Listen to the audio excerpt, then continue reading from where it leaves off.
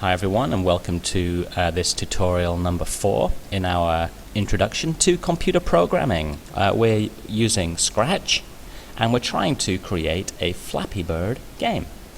So far in the game I've got a situation where this red wall is moving from the right side of the stage to the left side, and the bird's challenge is to go through the gap in the wall. Every time the wall hits the black line, the wall goes back to this position here on the stage, on the right side, and a new random costume is picked.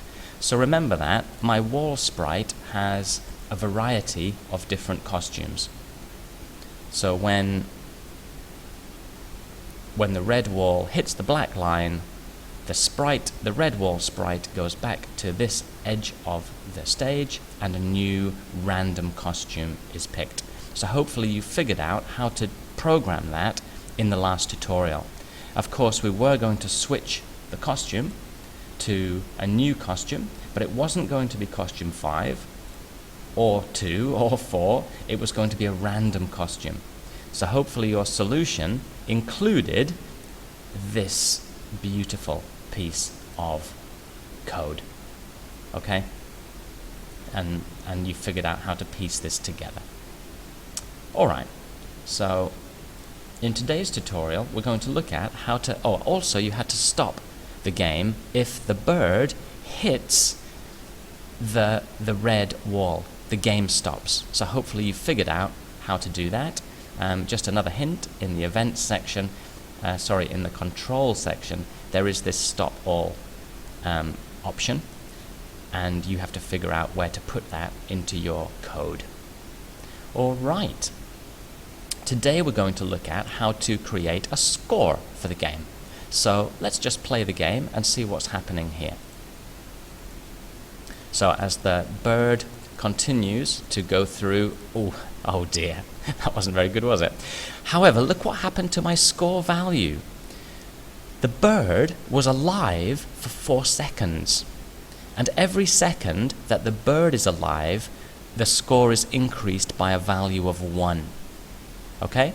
So that's the game logic for the score. Let's have a look at the game logic. A score increases by 1 for every second the game is played, which really means for every second the bird is alive. Okay? So the score increases by 1 for every second that the game is played. That's the game logic. Let's just play it again. And if you just look at what's happening to the score, can you see the score? Every second that the bird, oh dear, I'm not very good at this game, am I? Let's try and play it again. For every second that the bird is alive, that's a really hard little gap to get through. Can I get a better score than 4? Oh dear. 1, 2, 3. 4 again. I really am terrible at this game. Alright, so what we need to do to store data in our game, we need to create a variable. And as you can see, I've already created one called score. So to create a variable, which is just a way of storing data in a computer program, you just think of a name for the variable. So I've got one called score. Let's just make one called health. Maybe in this game we're also storing the health of the bird. And this is our Flappy Bird, so I could choose for this sprite only because I'm programming the Flappy Bird. If it's a variable for the whole game, you might want to choose for all sprites.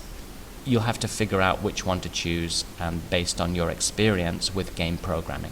Okay? The health variable that I'm going to make to store the health of the Flappy Bird, I'm just going to say that's for this sprite only.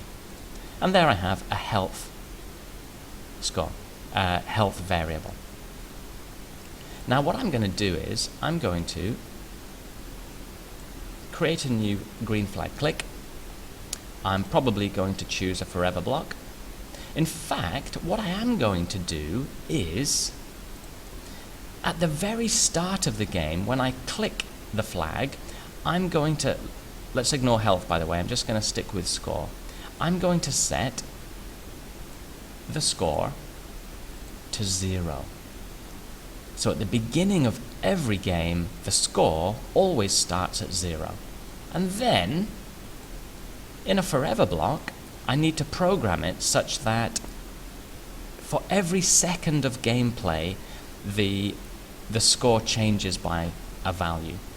Okay? You'll need to figure out how to program that. Good luck.